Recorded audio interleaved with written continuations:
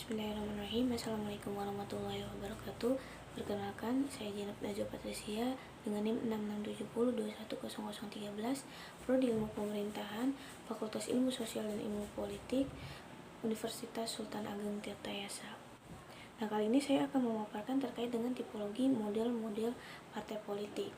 Tipologi model partai politik merupakan sebuah pengklasifikasian terhadap partai politik yang didasarkan oleh karakter-karakter yang dimilikinya, entah dari asas, orientasi, komposisi, basis sosial, dan juga tujuan dari partai tersebut.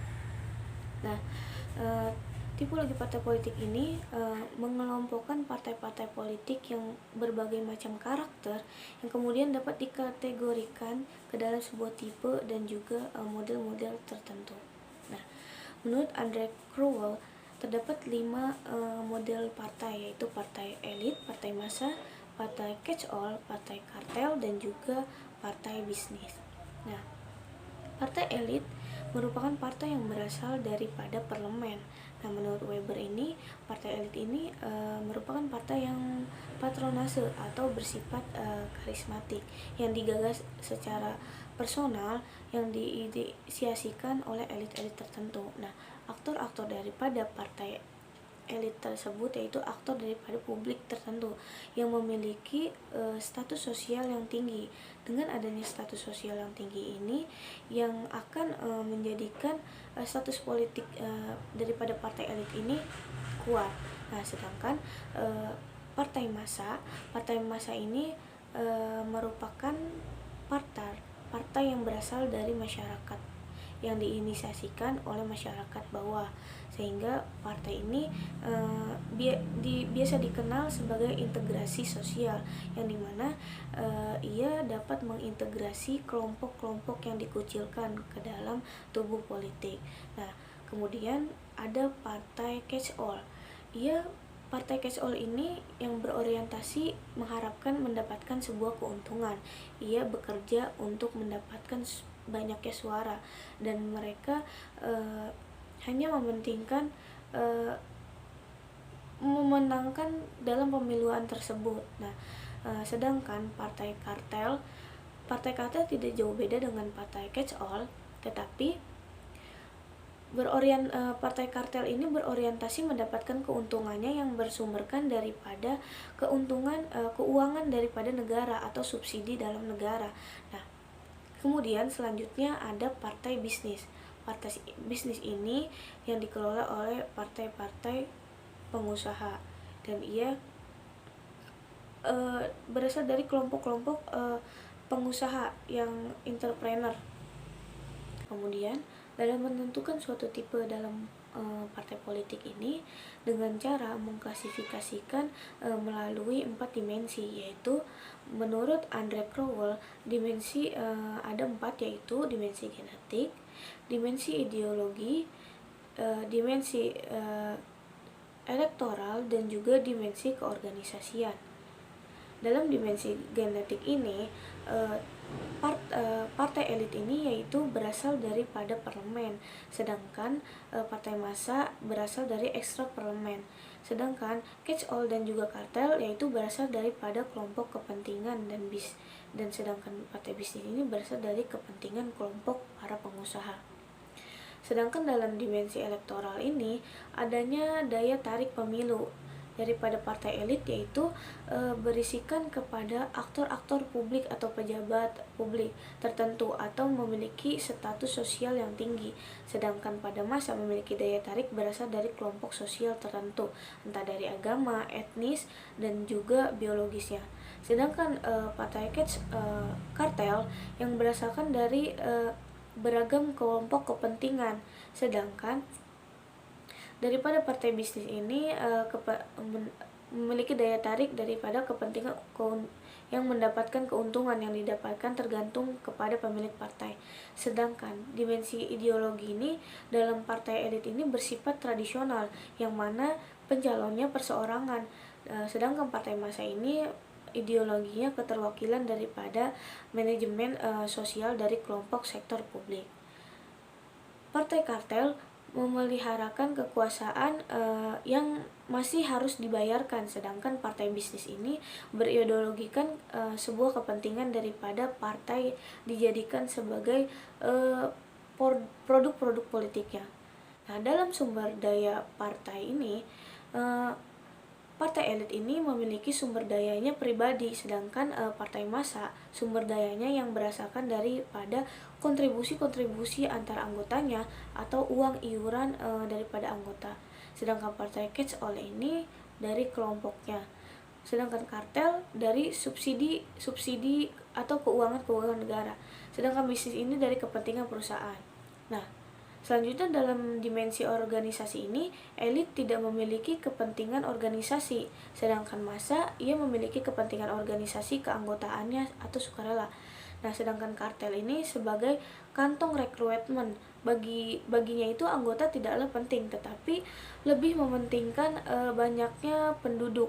Nah, sedangkan catch all ini marginalisasi keanggotaannya. Nah, dalam asal-usul perubahan atau sebuah transformasi partai politik, partai elit dan juga partai bisnis ini lahir dari inisiatif individu elit tertentu, sedangkan partai kartel, catch all dan juga massa yang lahir dengan inisiatif berkolektif atau bersama-sama.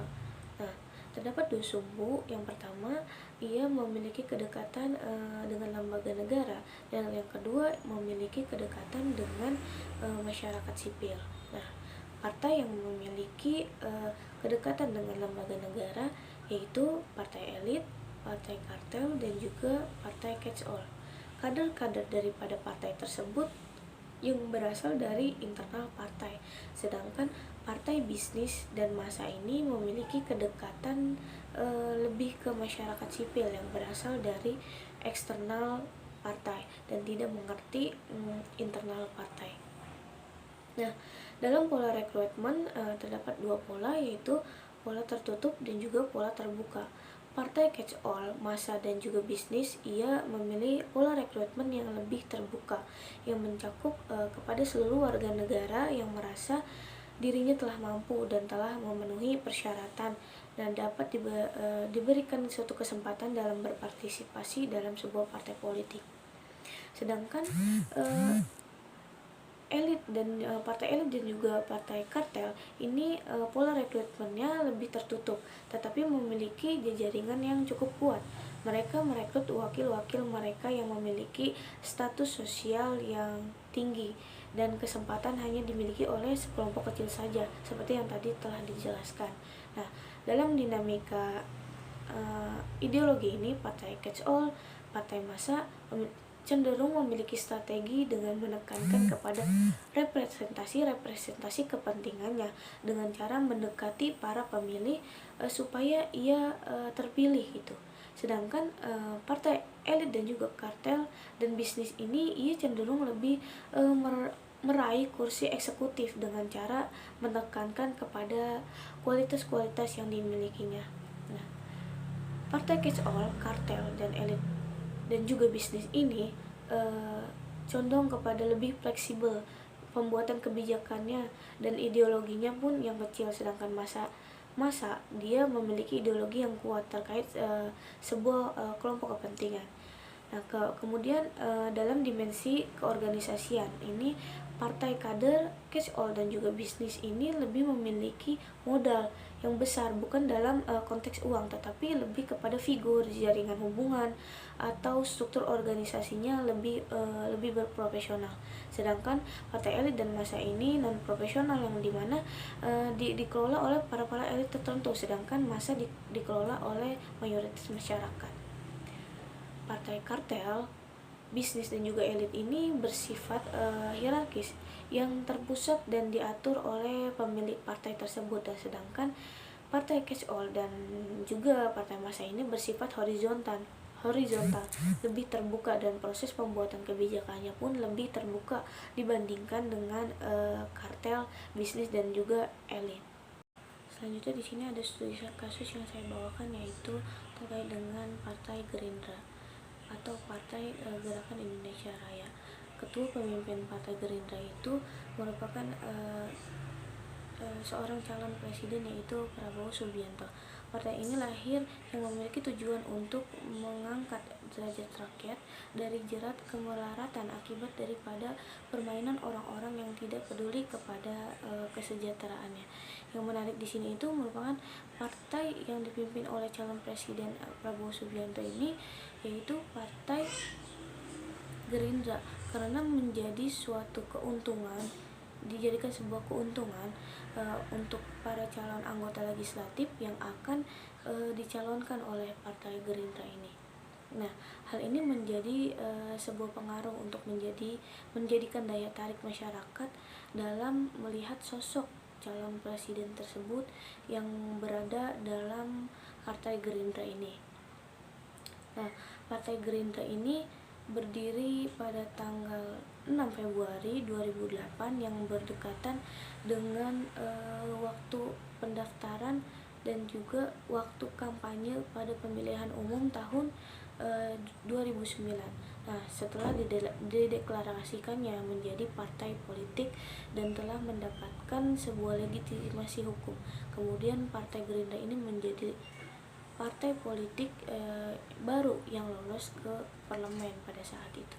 Nah, kemudian di sini ada position ideologi partai politik Gerindra, yang dimana terdapat reformasi antara partai Gerindra ini, yaitu memacu kepada jenis-jenis partai-partai yang lainnya.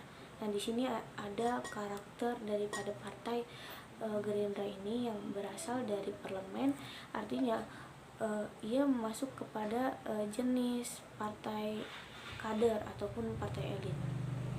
Kemudian dari daya tariknya, daya tarik dari elektoralnya itu mengacu kepada kelas menengah, daya tariknya terhadap masyarakat yang menengah, sedangkan masyarakat menengah ini ada daya tariknya yaitu kepada jenis partai catch all ataupun partai kartel.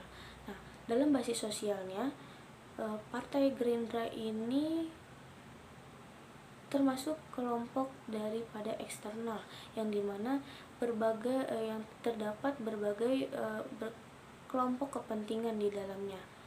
Nah, kemudian ada dasar untuk kompetisi partai tersebut. Nah, partai Golkar ini dalam kompetisi partainya itu menganut ideologi dan keterwakilannya sebagai sebuah manajemen sosial. Sedangkan ideologi dan keterwakilan suatu manajemen sosial ini ada pada jenis partai massa, yang dimana Partai Gerindra ini berarti dapat dikategorikan kepada 3 jenis model partai, yaitu partai elit, partai massa, dan juga partai catch all. Nah, selanjutnya di sini ada tingkat kompetisi partai. Di sini tingkat kompetisi partai atau ideologinya menganut sentrifugal pada teknik, dan kemudian adanya sebuah sumber daya yang dimiliki oleh Partai Gerindra ini, yaitu inisiatif dari berkolektif atau bersama-sama. Nah, sumber dayanya yang dihasilkan ini yaitu dari banyaknya pihak, sedangkan itu masuk kepada model partai politik massa. Nah, jenis kampanye yang dimiliki oleh Partai Gerindra itu yaitu memobilisasikan massa pada karya, yang dimana jenis ini itu terdapat pada golongan model massa, dan dari dimensi ideologinya pun nasionalis atau sekuler, yang dimana itu terdapat pada model partai massa. Dalam ideologinya ini, Partai Gerindra ini yaitu ia memiliki ideologi yang sangat kuat karena memiliki suatu kepentingan kelompoknya.